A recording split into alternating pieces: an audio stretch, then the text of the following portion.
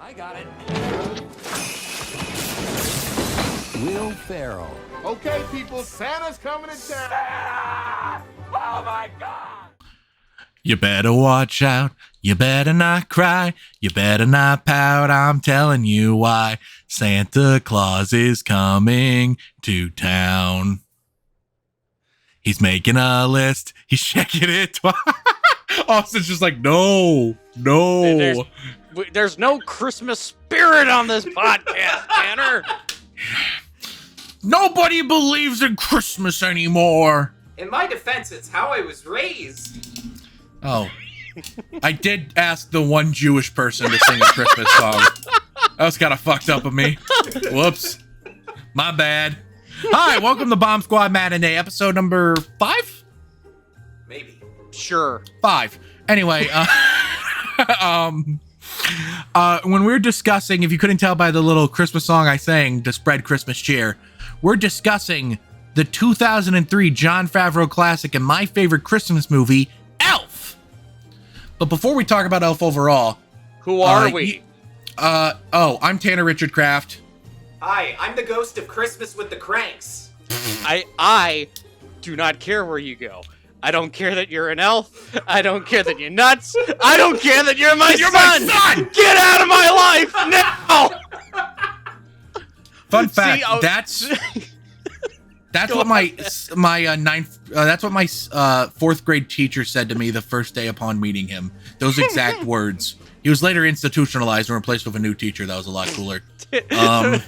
Tanner, that was honestly the whole reason why I was like, who are we? I wanted to do that for my intro bit. Yeah, my fourth grade teacher was James Caan. Fun fact. But James Caan James Caan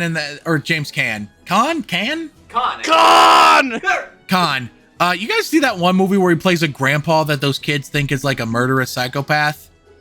The Santa? But he's not. Then he kills himself. Bad Grandpa? That's the plot of Bad Grandpa? No, it is not the plot of Bad Grandpa. It's also not the plot of Elf. Anyway, sorry, before we start talking about Elf, you may think, oh, Tanner's warm-up question is favorite Christmas movie. No, I'm stupid. My warm-up question is, what's your favorite part of Christmas? Christmas is my favorite holiday, so I'm really curious to hear these guys' thoughts. Unfortunately, I'm going to throw it to the Jew first. Austin, what's your favorite part of Christmas? All right, Tim. Oh, you married a Catholic. You're fine. Tim, get the butt tiss ready. That sound effect on file. All right, my favorite part of Christmas is when it's over. No, I'm kidding. My favorite part of Christmas is going over to Israel. It's the Chinese food. Going over to Israel and confiscating their illegally parked weapons. I call it a mistletoe. Bernie? Your leg. Joe, you can't do that! My favorite part about Christmas is Christmas Eve. At least that's what I call her. I don't know her real name. I'm joking. My favorite part about Christmas is the reindeer. Tastes amazing on pizza. No, I'm fooling around. My favorite part about Christmas is the fruitcake. He's my cousin, God love him, but he took donning gay apparel to an extreme. All right, that's enough confessions for one holiday season. I guess if I'm being really serious here, my favorite part about Christmas is how it brings everybody together. And then when those schmucks are all singing songs, I get the restaurants all to myself. Back to you, Tana. Isn't your husband Catholic? I don't know what kind of Christian Sidwell is, to be honest. I for some reason thought he was Catholic. He's pagan now. I don't know. He's pagan now. It's pagan terminal. It's terminal. Joe, what's your favorite part of Christmas? You're really in the Christmas spirit with your whole getup. Yes, I am. I really like Christmas. Christmas is one of my favorite holidays. I honestly, one of my favorite Christmas things is recently, honestly, is all these fun, goofy Christmas sweaters that are centered around movies. I'm wearing my Killer Clowns from Outer Space one right now. Ooh. What else do I like about Christmas? I used to like my ex-best friend's gingerbread cookies, but I don't get those anymore, hence the X part. Holy shit! What did I tell you? What did I fucking tell you? I don't fucking care. Joe. You brought this on yourself, man. Holy shit, I can't believe you actually did it. Sorry to interrupt. I did it because I thought it was fucking funny. But no, honestly, my actual, like, really favorite, like, thing about Christmas are the Christmas movies. Like, whenever the season rolls around, I have, like, a whole, like, set list of shit I want to watch that I've seen before, I've not seen before, because it feels like there's a Christmas movie made at least every year, or at least a couple of them. So, and it's hard to keep up sometimes, but it's also nice to go back and revisit classics. Like, say, for instance, one we talked about last year, Anna and the Apocalypse. Go watch that episode now. We have the director on that one. That one fucking rules. That's all I've got. Tanner, back to you. I don't care that you're disappointed, by the way. I'm not disappointed. I'm angry. I was gonna say, he's furious. It's the reverse of what parents say. Son, I'm not disappointed. I'm fucking pissed. Yeah, but it's specifically Christian Bale in Dark Knight Rises. I'm not disappointed. I'm angry. So my favorite part of Christmas is that I hope one day Chevy Chase dies on Christmas. But my second part of Christmas.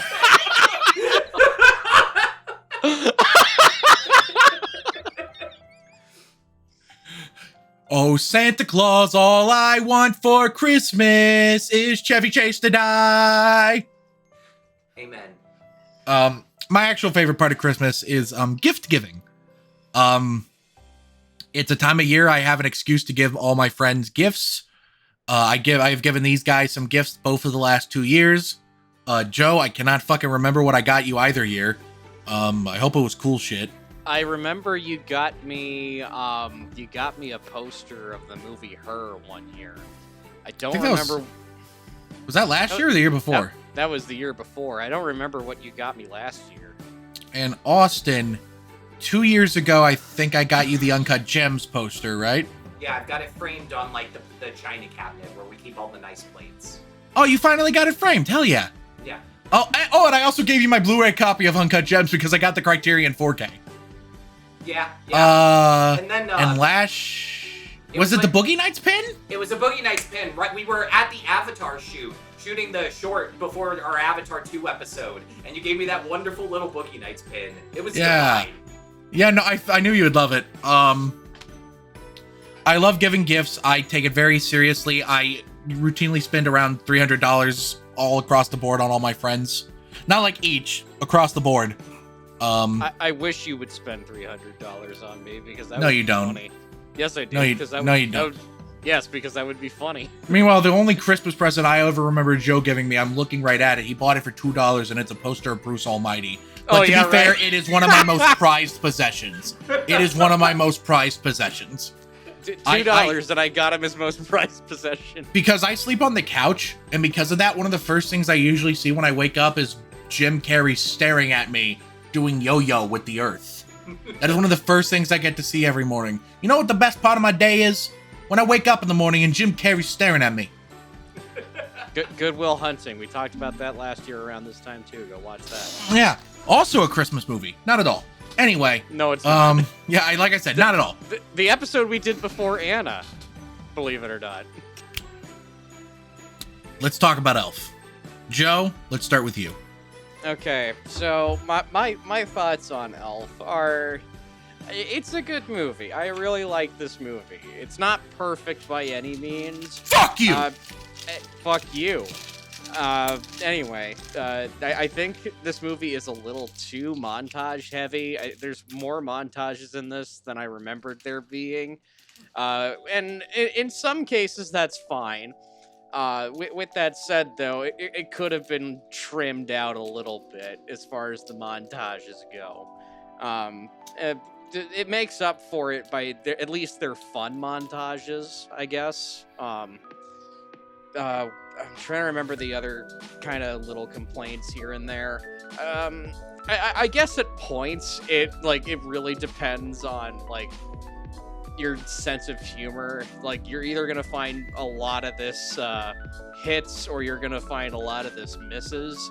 I'm kind of somewhere in the middle. Like, there's enough earnestness that works for me in the humor. But then there's a lot that just kind of doesn't work because it's just a little too over the top for me. I also think that some of the humor could be a little bit meaner because that would just make for a little bit more entertainment value. Like, I think the example that I go to when I think this is when he tries to hug the raccoon. And it immediately cuts to him walking through like a woodland area, but he's like not got a scratch on him. He should be like disheveled. There should be cuts on his face. Like if it cuts away and there's no cuts or like disheveling of him, like later on, that's fine, cartoon logic. But I think it would just be a lot funnier if it just like cut away from him being attacked by a raccoon to him just disheveled, just kind of worn out from being attacked by a raccoon. That would be funny. I got a thingy related to you thinking the movie should be meaner. Earlier drafts of the script, the elves were all dunking on Buddy. Like, they were just mean to Buddy the elf. And like, they filmed, I think, a little bit of it. And eventually Jon Favreau, he says all this on the commentary, they were like, well, we should have it so he's coming from a terminally nice environment to explain why he's so nice and naive when he gets to New York. But imagine a version of Elf where the elves are all like, fuck you, Buddy, moron, giant dickhead. Like, that kind of existed for a while. Yeah, I don't think that version would work at all. I think that it works so much better that the North Pole is just this safe haven of like niceness and friendliness and Christmas spirit. Mm-hmm. If that was mean, I don't think the movie would work. If New York was mean, that would have been better, like the real world stuff. But like with my complaints aside, I enjoy my time with this movie. It's very charming. James Caan, the older I get, the funnier he is in this movie. Like, sure, yeah, like Will Ferrell's the comedy star, but watching James Caan, it's like you're watching like him as himself, and he's trying to film another movie, but for some fucking reason, this stupid elf movie keeps butting in, and you just watch him like get like visibly frustrated the more and more it butts in. And just like some of his reactions to just things that happen around him are priceless. Like specifically him seeing Buddy for the first time, where he's just like, all right, let's get it over with. Mm-hmm. Yep. Yeah, no, good stuff. I'm rambling. I'm gonna pass it off back to Tanner. We can probably talk more about this later. Go on, Tanner. Good. Austin, what are your thoughts on Elf? I was pretty terrified to rewatch this film, because this wasn't a family staple in my household growing up. We were more of like a Charlie Brown Christmas, How the Grinch Stole Christmas, the old cartoon kind of house. So although I saw this on TV back when I was like 10 years old, I don't remember anything about it. I spent the rest of my life until now avoiding this film. I think because I used to see ads for it every year on ABC Family, and I always just thought from the ads, good God, that looks really fucking stupid. But I'll watch anything for this show. So I got a copy of the 2022 4K restoration and took it for a spin. And I've got to pause for a second and say, holy shit, this is one astonishing looking 4K release. Everything is razor sharp. It's like 2001: A Space Odyssey had a fucking baby with Rankin Bass. Onto the movie though. I think if you're like a real anti-elf fucking Scrooge like me, it's important that you give this movie time to actually get cooking. And try to watch this film with some friends if you have any around. Like, admittedly, I was convinced for about 20 minutes that this film was exactly as dog shit as I had assumed. Do not get me wrong, the practical effects, production design, the costuming, the sets, all of that, really well done. But I just didn't find it funny, you know? But then, some ways into the New York stuff, the movie started working its magic on me. Which makes complete sense, because when David Birnbaum wrote the spec script for Elf back in 1996, he was mostly interested in the idea of, like, this naive Christmas man getting dropped in the big city. And as much as I love the North Pole with its, like, forced perspective tricks and the stop-motion characters, the New York stuff was what really, like, won me over and got me to reconsider my previous judgment.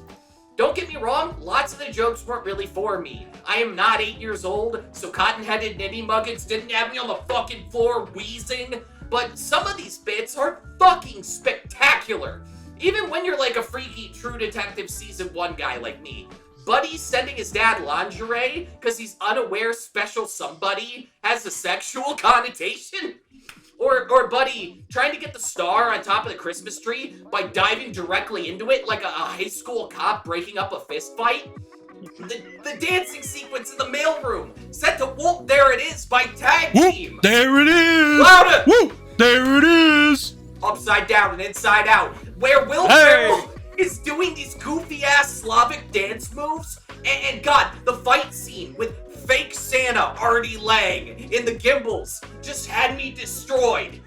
So as a comedy, I'd actually hazard to say this fares better than most studio films for kids from 2003. Like Daddy Daycare and Cheaper by the Dozen don't have shit on Elf. And What about RV?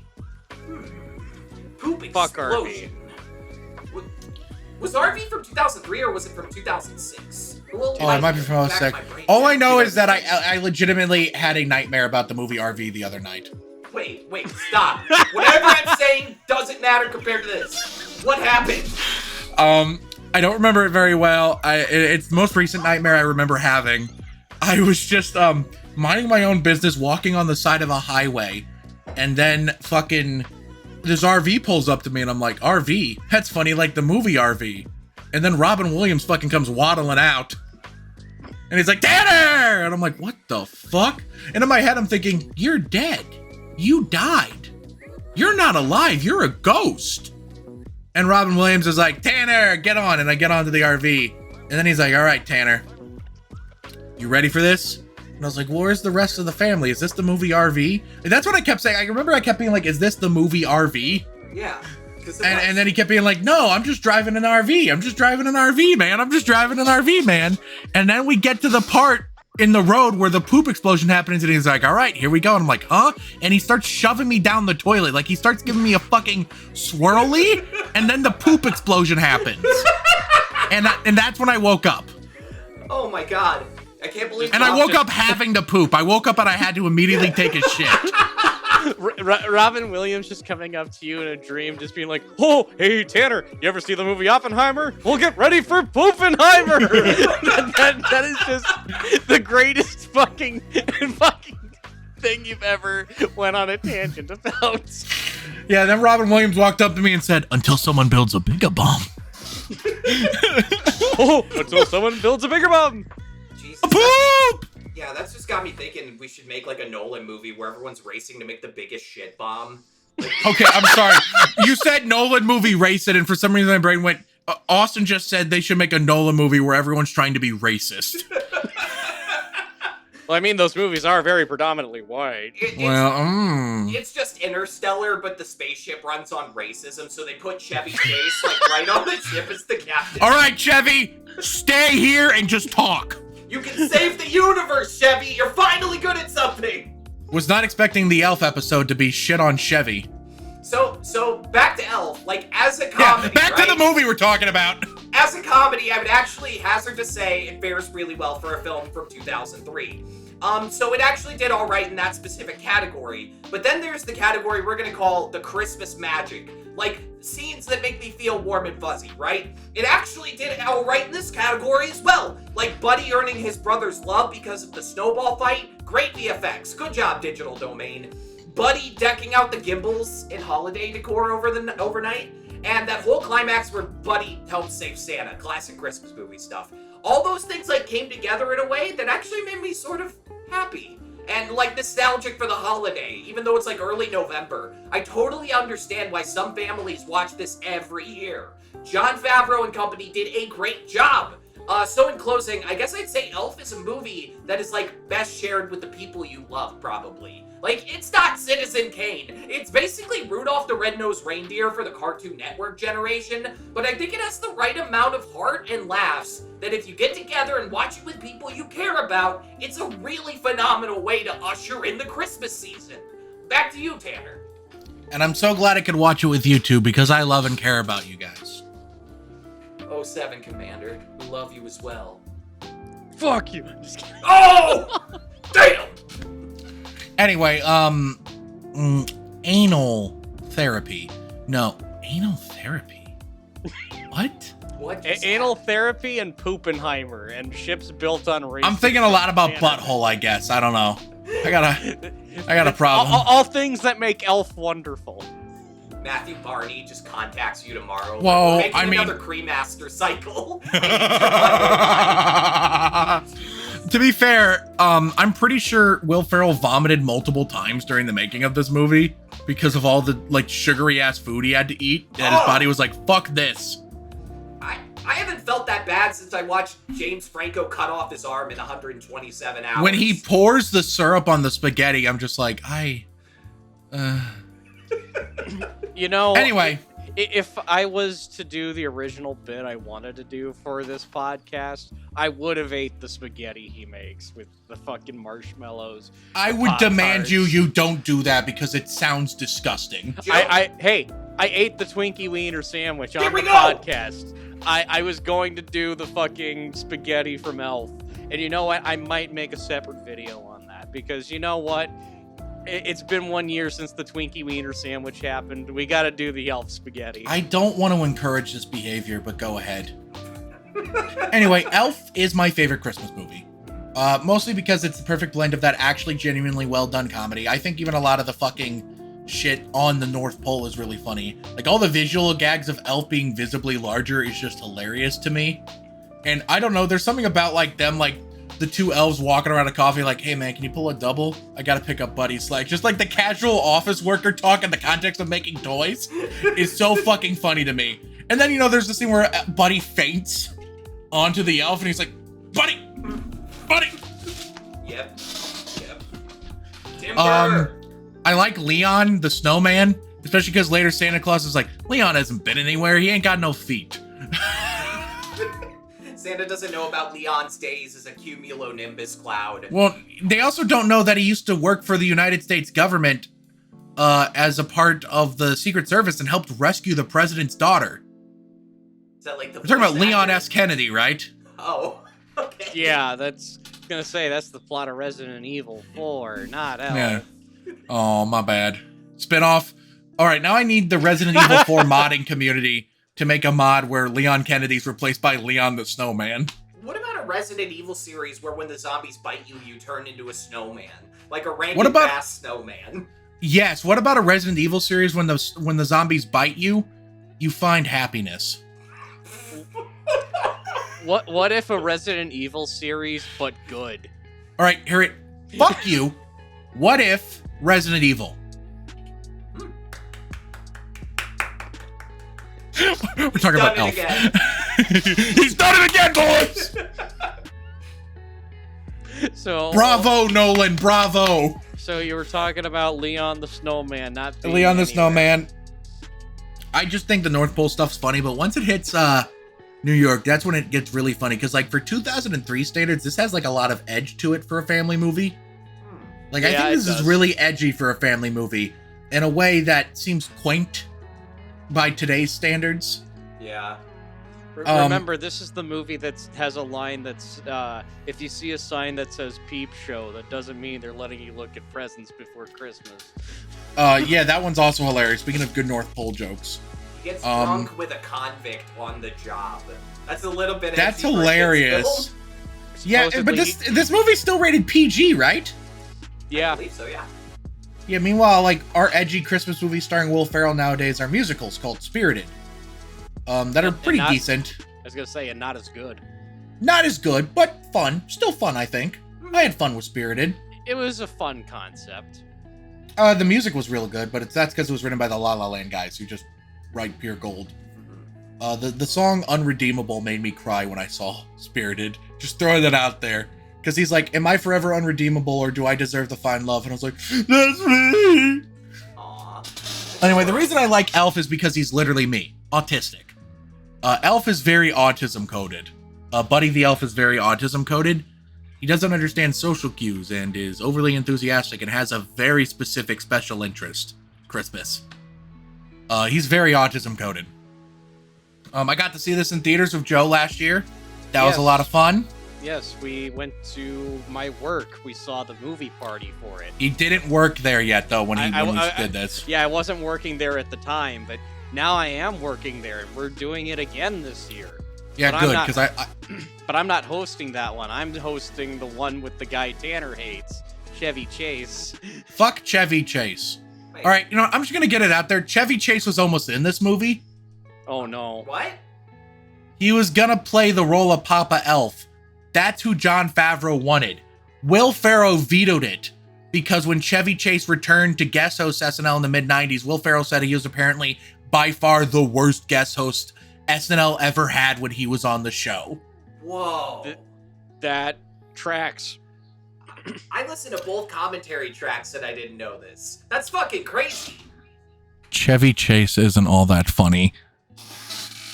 Just throwing that out there. When you give him a good script, he's funny. By himself, No. he just kind of reverts to doing a racism.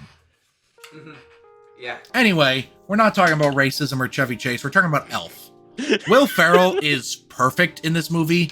It is one of the best performances. This is his best comedic performance, in my opinion. His best dramatic performance is his one in, Stranger Than Fiction, right? thank you. That is his best dramatic performance. But as far as comedy goes, I got to go with Elf. And I understand there are a lot of other great Will Ferrell movies. Step Brothers, Anchorman. Anchorman, Talladega Nights. Talladega Nights. That's probably my second favorite comedic performance of his. Or I love the scene where he's running around in his underwear. Or everyone's favorite Will Ferrell movie, The House. Actually, Or everyone's Strays. everyone's favorite Will Ferrell movie was Holmes and Watson. Yep. I was trying to think of a worse movie than The House or Strays, and I forgot about Holmes and Watson. Holmes and I watched that in theaters. Whoa! You know what you also watched in theaters before you go on The another War with tangent? Grandpa. This too, but you know what else you saw in theaters? Elf. I did see Elf with you. Sorry. Hey, it's matinee. We can go off track. This is true, but let's stay on topic. Elf. I love Elf. Will Ferrell's brilliant in it. The entire cast is brilliant. James Caan, that great understated performance that just contrasts well with Buddy, is perfect.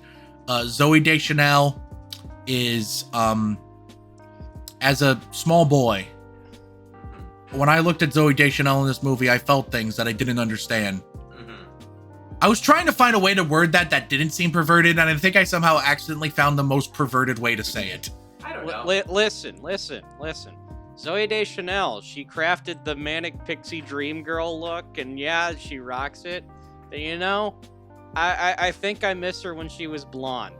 She really rocked being blonde. You know, apparently this movie made a lot of Hollywood people think she was a natural blonde. Oops. That's funny.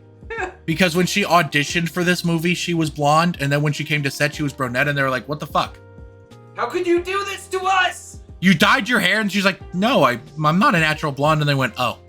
Because she was doing another movie that wound up not getting finished when she auditioned for Elf. I think she was anyway. also in The New Guy around that point, too. Yeah, that's a fucking obscure-ass movie. I thought it was called New Girl. I'm kidding. Well, funnily enough, she was in The New Guy and then later New Girl, so none and of then them later are she was related. in The Happening. Yeah. Anyway. Come on, guys. Take an interest in Christmas.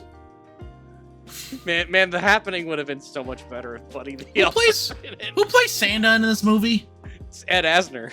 Ed Asner's so good as Santa. He's one of my favorite cinematic Santas. Anyway, this movie is filled with great comedy, but it's also filled with a lot of heart. That climax when they all start singing along to, you know, you better watch out, you better not cry, you better not pout, I'm telling you why. Santa Claus is coming to town. Love that. I cry every time. Joe can vouch for this. He was in the theater with me. They had to escort me out. I made a scene. Yes, they did. They had to escort. We have to escort you out of the Alamo multiple times, Tanner. Well, I listen. You gotta, I Tanner, you gotta I don't stop, agree with your shirtless policy. I think I should be allowed to take my shirt off. You gotta stop shitting in the theater while shirtless. Okay, listen, I told you that wasn't me. I was framed every time.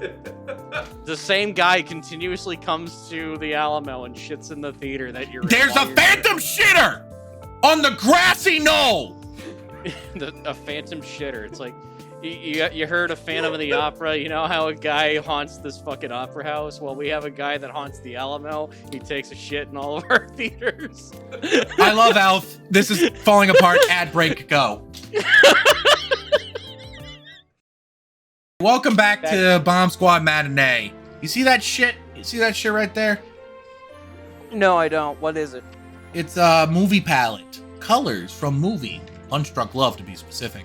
Go to moviepalette.com and you can get one of your own of either this fan movie we're talking about today, Elf, or any other movie of your choosing. Shrek, A Star is Born, Jumanji, or Underdog from 2006. Any one of these movies could be your movie palette. That is the most random ass set of movies I've ever heard in my life. One of my friends dressed up as Underdog for Halloween, so like it's been on my head. Tanner, you should be the guy that makes those fucking 4 movie DVD packs and just put the shit in them. Shrek, A Star is Born, Jumanji, and Underdog. If you want to order movie palettes for all 4 of those movies, you can. And at checkout, you should enter the code SQUAD15 to save 15% or more on your order. Except not more, it's just 15%. You call Geico to save 50% or more on car insurance. You enter SQUAD15 just to save 15%. And now, back to the program. So there's this really funny recurring bit in Underdog 2006 where the fucking Patrick Warburton character just goes, I was consulting my thesaurus. And I didn't get that as a joke as a kid, so I kept calling it a thesaurus until I was like 14, and someone said, you know, it's called a thesaurus, right? And I went, oh. Anyway, your thesaurus. The ship of Thesaurus. Fucking. Alright, I've got some. I want to talk about some beef for a second. Can I Alright, give me the beef. I got beef like you wouldn't believe. So I watched the bonus features and I noticed something. There was this like these unusual abrupt cuts in the behind the scenes doc, and everybody was acting like kind of on edge. And it turns out, according to articles that came out way later, Will Ferrell and Jon Favreau did not get along.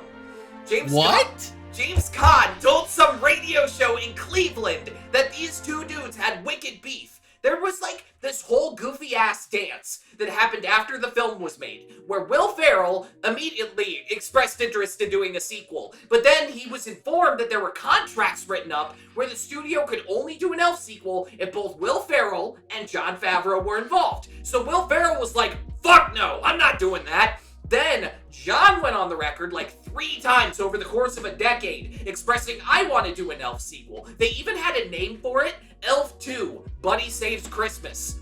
And the pettiest part of this shit happened when Will Ferrell was offered $29 million to do the sequel, and he still turned it down because he hates Jon Favreau that much.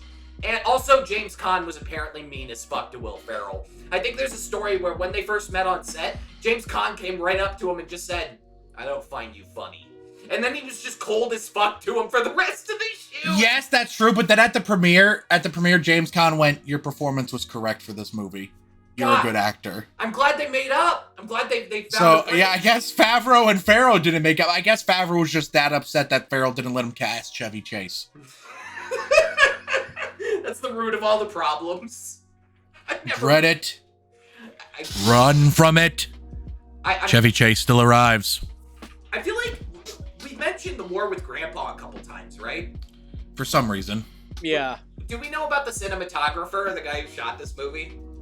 Is it the same guy that shot The War with Grandpa? Greg Gardner, who has had the weirdest... Greg Gardner shot The War with Grandpa? He shot The War with Grandpa. Apparently, one of the reasons this guy got picked for Elf was because he had worked on big SFX-heavy films like To End All Wars with Kiefer Sutherland and big VFX-heavy films like Men in Black 2.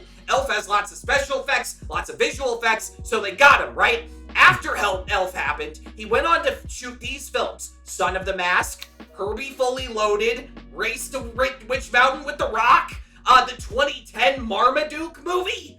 And in 2020, he shot The War with Grandpa and Butter.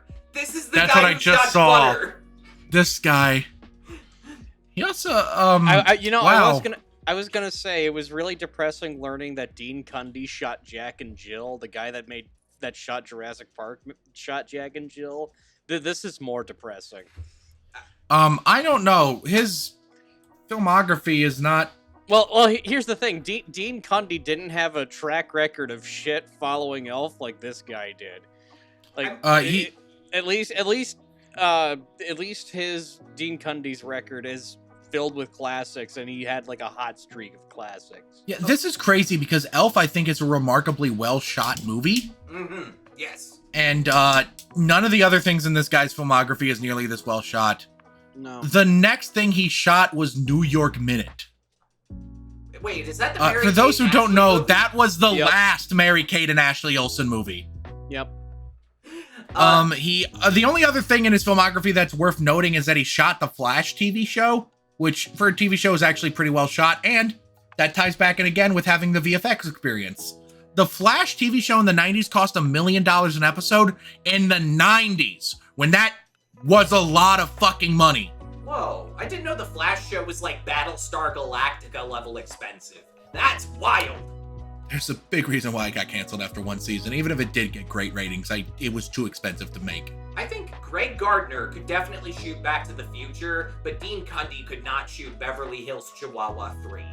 I think these men are not the same. I hate to say it, but I think Austin's correct. Yeah. Speaking of TV shows, Will Ferrell's stunt guy, Mike Carpenter, he's like the stunt guy for, I think, Jared Padalecki on Supernatural. That was like the biggest chunk of his stuntman career. But one interesting note from that dude's stuntman career is he doubled Liam Neeson in the movie The Grey. So whenever you see Liam Neeson fighting wolves in The Grey, that's Mike Carpenter, aka the imposter buddy the elf. Will Ferrell's stunt double. Did you know that when they made this movie, they caused a bunch of minor traffic accidents in New York City? I was gonna bring that up. Accidents? When they shot the Lincoln Tunnel scene. Drivers kept getting distracted. I mean, to be fair, They were just like, is that Will Ferrell wearing an elf costume? Oh, I've rear-ended someone. It's like is that Don Cheadle meme? But like Don Is that Cheadle's Will Ferrell? It's like that, but you're behind the wheel of a car in like heavy traffic. The Ralph Bakshi movie. Is that Don Cheadle is shot and killed? And what's funny is this is before a lot of the really big Will Ferrell movies, so everything they would recognize him from would create a funny sentence. Is that the guy from Night at the Roxbury in an elf costume? Realistically, 95% of people are saying, is that Will Ferrell from SNL? That's fair. Is that the guy from Austin Powers, the spy who shagged me in an elf suit?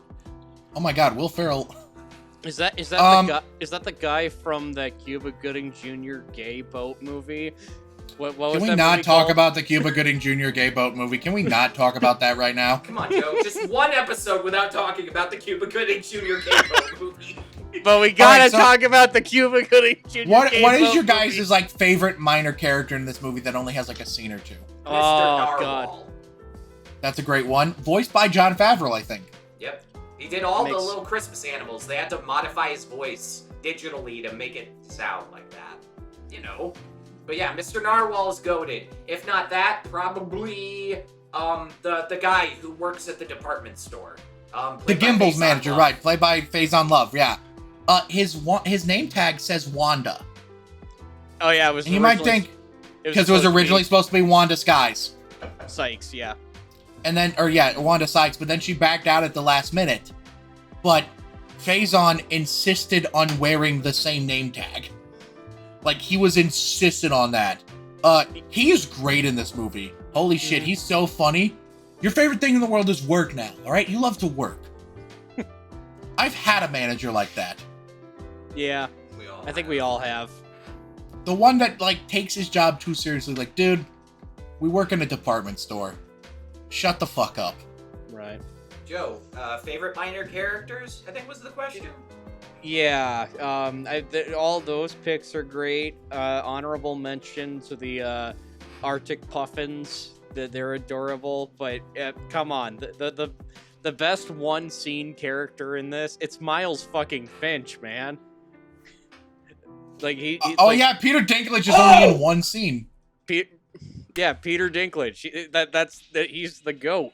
That whole scene is comedy gold. That when you Call watch me it out now, one more time! well, here's the thing. It's like you watch that scene now, and you're like, oh god, how dated is this going to be? And it has surprisingly aged like fine fucking wine, because you have two opposite ends. You have a guy who's like earnestly and honestly excited that he thinks he's meeting someone from home and is so happy to see him, and is just asking him like genuine, honest, like thoughtful questions, and he's like so happy to see this guy. And on the other hand, you got this guy who thinks that this fucking lunatic is being so goddamn condescending to him and insulting him, and honestly kind of acting like a saint for like the first two bits. Let's be honest. It's like, wait, when you have that in mind, it is like some of the funniest bits. Honestly, that whole scene is probably the funniest bit in the movie. And then it's always funny to watch Will Ferrell get his ass kicked, especially by Peter Dinklage. Yeah. Oh, he's an angry elf. Again, like, listen to that line from Peter Dinklage's perspective, the specific way he delivers that. Just think of how condescending it sounds from his perspective. So we were talking earlier. Oh, first off, my favorite one scene character, the mailroom guy. His friend? His best friend? Yeah. He's like, I fucking love you, man. He's like, I fucking love you too. I'm like, yeah, that's how drunk people talk. I love this. My favorite, not my favorite, but you know, you're talking about how Favreau and Will Ferrell had beef. Maybe they had beef because when Will Ferrell would do those Jack-in-a-Box toys, what happened there is that Jon Favreau had a remote, so he could randomly decide when the thing would pop open to actually catch him off guard. Yep. Just torturing him from the whole take. His job went from being director to being like haunted house manager just for that fucking take. And you could see when Will Ferrell fucks up the box, I think it got to him, man. I think he was on edge. Yeah. So the Lincoln Tunnel scene, that whole like welcome to New York montage, which is just, I know you said this movie's montage heavy, but they're all so great to me.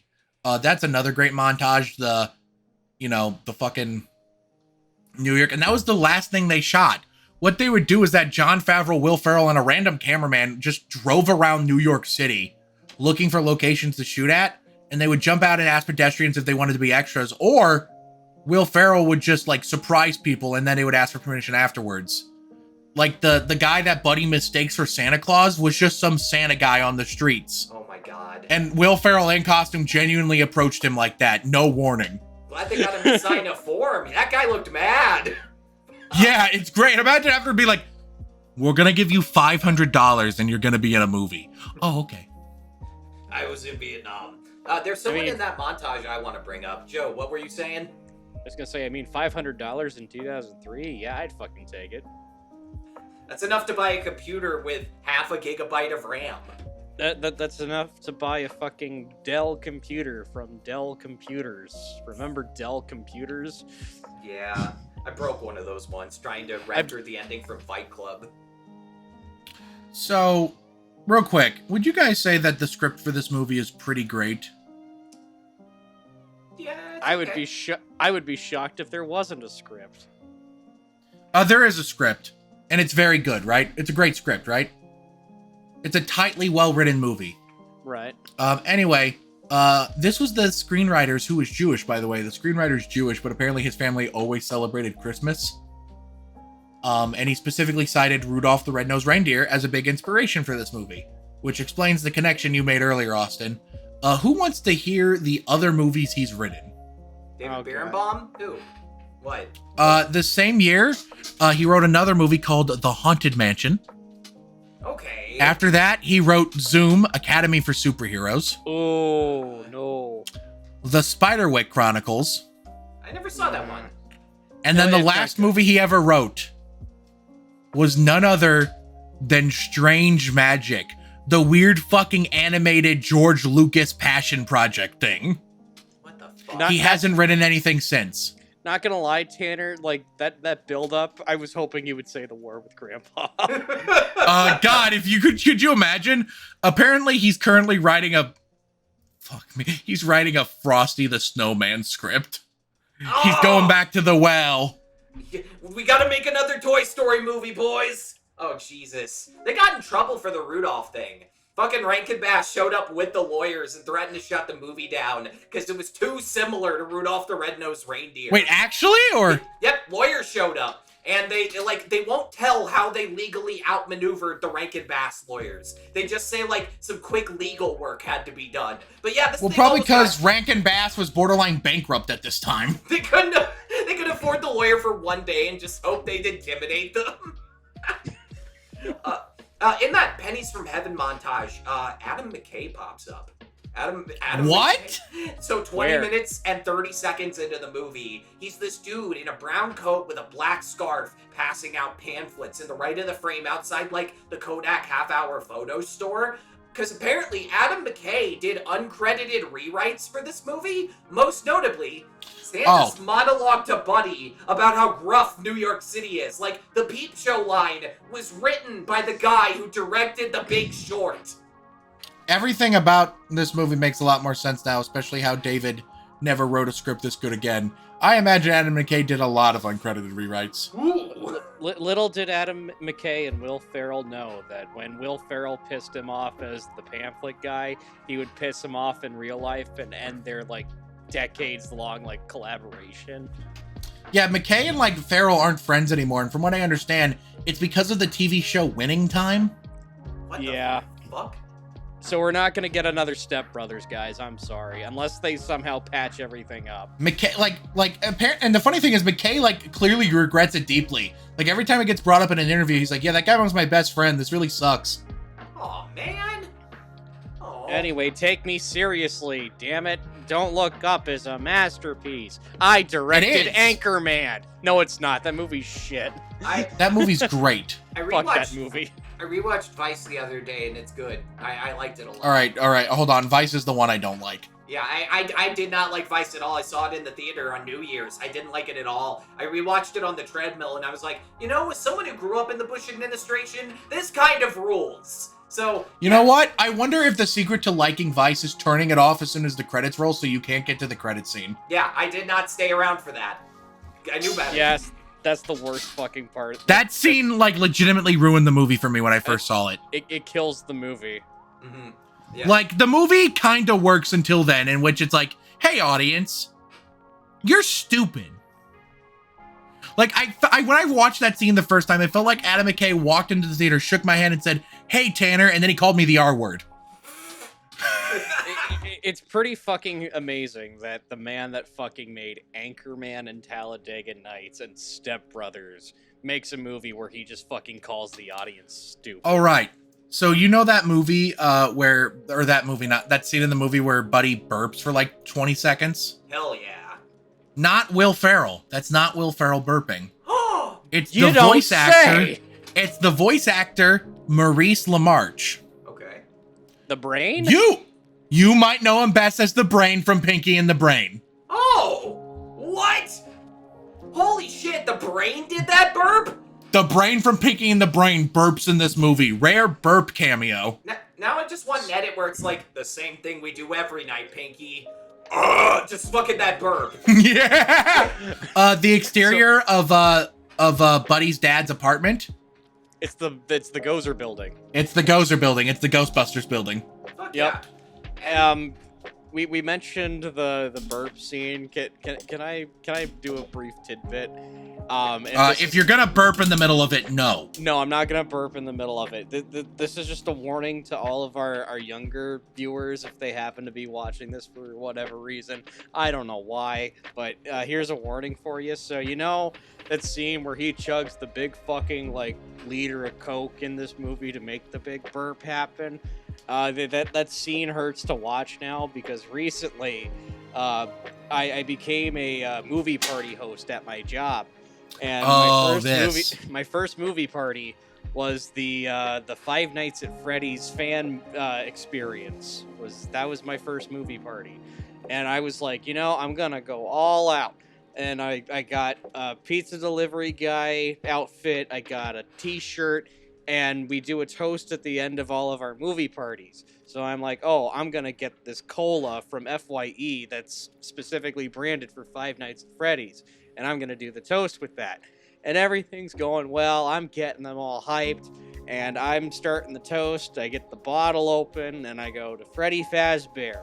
And then I take my sip, and then I hear someone go, chug, chug, chug. Aww. And I'm just like, I mean, I can. It actually tastes pretty good. I couldn't even finish that sentence. Everyone started chanting chug. I chugged that whole fucking bottle. And I regret it. As cool as it was, I do kind of regret it. It kind of hurt for like the next day. Don't do it, kids. Don't do it. Yeah, don't. It's not fun afterwards. It's fun at the time. It gets you hyped, and it gets an entire crowd of people hyped to see Five Nights at Freddy's, but afterwards, you don't feel so good. Legendary. So the Buddy and Fake Santa fight scene, fun fact, green screen. What? Well, let me I put this hate straight. my life. The Buddy and the Santa fight takes place in an actual store where they tear it apart. They had to do it in one take because it was too expensive and costly to rebuild. Yeah, But because they had to do it in one take, the kids couldn't be there for their own safety, so the kids are on a green screen. Oh, nice. That explains everything. That Lego Empire, that Lego New York City skyline took like the art department a whole week to build. It's. I was gonna say I would hate to have to rebuild that after like building it. That looks very difficult. Favorite joke? God, that's a good question. I think I laughed the hardest at Special Someone. Or, I always liked, what is it, when the elevator's closing and he's like, wait, I forgot your hug! And then the fucking door shut. That one's okay. Okay, here it is. A tribe of asparagus children, but they're self-conscious about the way their pee smells. Oh, God. Is that Kyle Gass of Tenacious D? I think so, yeah. My favorite joke is the Peep Show joke. I that was my next pick, was the Peep Show joke. I want to talk about an abandoned mental hospital. Oh, God. Okay, go ahead. Apparently, the apartment that James Caan's family lives in was a set built in an abandoned mental hospital in Vancouver. It's called Rear View Hospital. The gimbal set was built in the cafeteria of an abandoned mental hospital. The orphanage set was in there, you know, where they had the baby. Even James Caan's office was in this abandoned mental institution. And turns out, like, right before Elf, the movie that shot at this abandoned mental institution was Freddy vs. Jason. So just very different shows. This movie gets another half star for being in the same area that Freddy vs. Jason shot in. 'Cause that movie rules. Hell yeah. I gotta rewatch that. I like that a lot as a kid. Fun fact, It's fun. the scene after Buddy hugs the raccoon and exits the forest to walk down a paved forest road was shot on Paradise Valley Road in Squamish, British Columbia. The crew was just randomly searching for an area to shoot that was suitable location, and then after they finished shooting it, some guy came up to them and was like, hey, what are you doing on my property? They shot that on private property.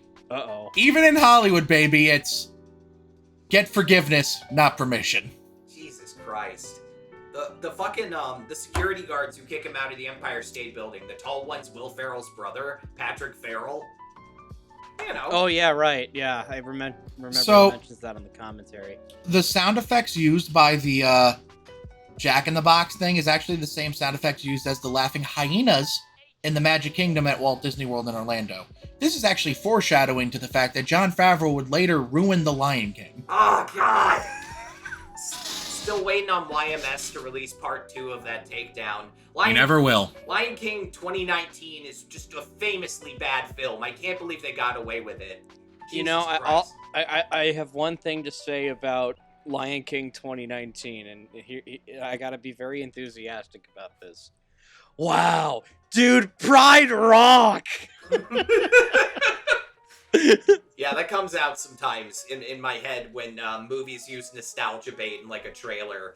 By the way, they dropped a new The Marbles trailer where the first like 30 seconds are Steve Rogers and Tony Stark. I'm still excited for the movie, but God, they're desperate. They're fucking desperate. It's honestly kind of hilarious to watch. So, has anyone else here seen the Elf musical?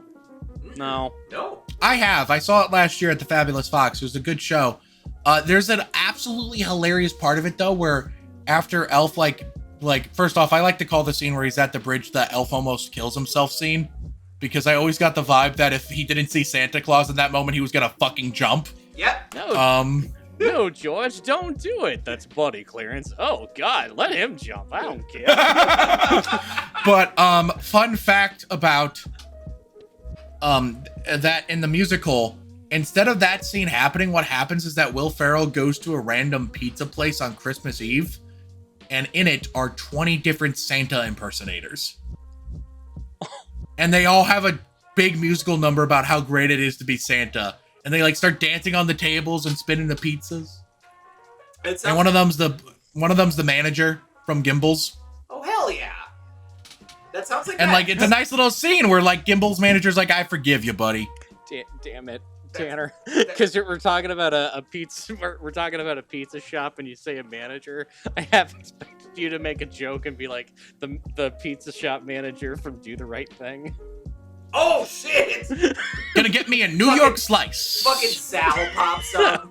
Jesus. John Turturro. Holy shit, is that John Turturro? No, it's Don Cheadle, baby. That scene with all the Santas reminds me of that psychology experiment where they got like 3 dudes together who all claimed to be their Jesus Christ. I don't need. All right, Tanner, stop! Stop! Do our mics even like pick that up? I don't think so. There's just gonna be a random Don Cheadle floating in the middle of the recording. One thing I heard... And in that case, I'm gonna make Austin laugh. One thing I heard that was kind of like, oh, history, was this came out before Old School, and like studios didn't know Will Ferrell could like sell a big studio movie all by himself. So when this got greenlit, it was considered like a risky project. Like it's hard. This is his first leading role. It was hard for me to figure there's like, oh, a time before Will Ferrell comedies in the aughts sold 1 billion tickets just on principle. It's weird. It feels like up until Holmes and Watson, he could still sell comedies. Like well into the 2010s, I felt like he could still pull it off. Yeah, he had the fucking juice. Apparently, like, they were doing test screenings for Elf. Everyone was real happy for it. Then Old School drops. Suddenly it's Feral Mania, motherfucker! And so the studio who did Elf was like, alright, they just started fucking doing the stripper thing for, like, advertisers. They're like, alright, give us a billboard. Give us a blimp.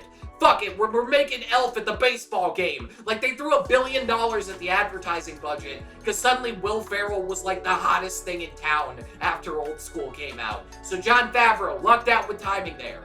Fuck yeah. And I think it worked. This movie grossed a fair amount of money, I'm pretty sure. Yeah, it was big. I'm gonna Google this now, I'm curious. How much did Elf gross worldwide? There's a funny moment. $220 million against a $33 million budget. That is strong. Yeah, that's what you call a success. They're at the end of the Will Ferrell commentary track, he has this funny story that was like his moment he noticed that Elf was like a phenomenon. And this is for Tanner. So apparently one day he was watching ESPN. He was watching fucking ESPN, and one of the commentators told this story about how when Jon Gruden, the rock star coach of the Tampa Bay Buccaneers, who actually won the fucking Super Bowl the year Elf came out, he used Elf to hype up the team near the end of the game. Apparently he said something like, Santa's sleigh doesn't run on gasoline. It doesn't fly on electricity. It flew on Christmas spirit. And that's what this team needs more of, is spirit. And that was the moment Will Ferrell was like, holy shit, we really did something here. Football coaches are using it to juice up the team. If someone told me we need Christmas spirit, that's what we need right here, I'd be ready to run through a fucking brick wall. If like someone basically quoted the Elf monologue at me, I'd be ready to run through a brick wall. You know, this guy has inspired me because we're going to have a very busy season coming up at the Alamo. It's inspired me to get the team together and say that whole fucking spiel to them as well. Hell yeah. Apparently, Richard Curtis of Love Actually, About Time and Yesterday fame, apparently, like, went on the award campaign circuit to try and get Will Ferrell an Oscar nom for this movie. Oh. And you know what? Dare I say it? Sure. Pretty sure this is the same year Johnny Depp got Captain Jack Sparrow. We could have afforded an Elf nom. Yeah. 2003. Yeah, that is very funny though. Didn't Love Actually come out the same year that this movie came out, or was that the year after? Another great Christmas movie. I think Love Actually was 04 though. Okay. Yeah, no. I think, I don't know. Okay. Also really good Christmas movie. You are correct, Tanner. Hugh Grant doing the dance to Jump for My Love. It's a great movie. You ever wonder if, like, this would have... Because I was watching it, and the first thing I said when it was over to, like, the 3 people watching it with me was, this probably did gangbusters back in 2003, like, humor-wise. This was busting guts left and right. Because I had the vague sense, like, coming out of the 90s, there was that terminal goofiness. That fucking wide-angle lens Nickelodeon bullshit everywhere. Like, I feel like some of the reason a lot of these jokes don't land is, like... Everything's gotten way less funny over the years. There's been too many recessions. Shit's gotten too dark. I feel like back in 2003, this was exactly what hit the spot. Like, the goofiness has been lost a little bit, right? Oh, yeah. No, I agree completely. God. I wish we could go back to that time. The Chiodo brothers did the stop motion in this. They also did... Oh, they did? They did They did this. Yeah! Boom, baby! I had to bring the sweater back. I wish I was wearing it when you brought that up. And they also did some of the stop motion for UHF. Go watch Joe eat the Twinkie Wiener sandwich. Thank you and good night. We're just fucking plugging so many episodes from last year. That Final thoughts. Final thoughts. Austin, go. Let's see. Under the right conditions, I think Elf can bring people a lot of joy. Whether they, like, grew up with it, or they're watching it with people they really care about around the holidays, I think Elf complements the Christmas season really well. If you create a joyful setting to watch the film, it enhances that really effectively. Kind of like with lots of Christmas movies, it's less about the movie and more about the people you share it with, or the memories that unlocks within you. So yeah, 6 out of 10 in the summer, 7.5 out of 10 between November 1st and December 25th. Final verdict, back to you, Tanner. 10 out of 10 all the way around is the correct answer. Joe, final thoughts. All right, so... I saw you roll your eyes, motherfucker. I did not roll my eyes. No, not you, him. Oh. Anyway, so...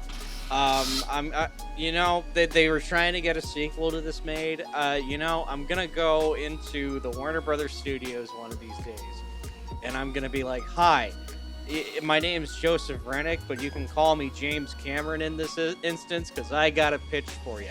And I'm gonna go up to the whiteboard, and I'm going to write the title Elf, but plural. I'm gonna write elves, and then dash some fucking $signs into the S. And you know what? That's how we gotta do it. We gotta have multiple elves in the Elf sequel. And one of them's gonna be played by Don Cheadle. I don't know how, I don't know why, but he's also gonna be Buddy's long-lost twin brother. We're gonna beat we're gonna beat triplets to this. I love the idea that James Caan has like 5 other bastard children who all pop up. It's just Fall of the House of Usher with fucking elf children. You know... Hi, I'm Don Cheadle. James Cameron is... James Cameron is kind of a son of a bitch, but James Caan in this movie is kind of a son of a bitch, so he might have multiple bastard children. He wins you over by the end. He does. Elf is my favorite Christmas movie. It's a fantastic Will Ferrell performance. The entire cast is great. I love the practical effects. This is one of Jon Favreau's best movies. And, really, I think it truly shows that the best way to spread Christmas cheer is to sing loud for all to hear. But you know who ain't singing? Shut the fuck up. You know who isn't singing loud for all to hear? Who? You, the person watching / listening to this episode of Bomb Squad Matinee. If you're listening on any platforms on, thank you. Leave a review. Boost us in the algorithm. Mosey on down to our Patreon. Throw a couple bucks our way. We'd really appreciate it. If you're watching this on YouTube, thanks for watching. Go down in the comment section below and let me know. What's your favorite Christmas movie? What's your favorite part of Christmas? What do you think of Elf 2003, directed by Jon Favreau? Have you seen the Elf musical? And finally, would you pour syrup on spaghetti and eat it? Comment below and let me know. And while you're down there, hit the like button so we know how much you like us. Hit the subscribe button so we know how much you love us. And hit the bell icon so you know exactly when we upload new videos. Thank you again so very much for watching, guys. Tune in next week. We're talking about Old Boy. Oh, God. See you then. Oh, God. Bye. Yeah, that's a fun fucking segue. We're talking about Old Boy. Goodbye. Good night, everyone. I am Don Cheadle. Just slid my ticket across the table and I said, sorry guys, I gotta see about a girl.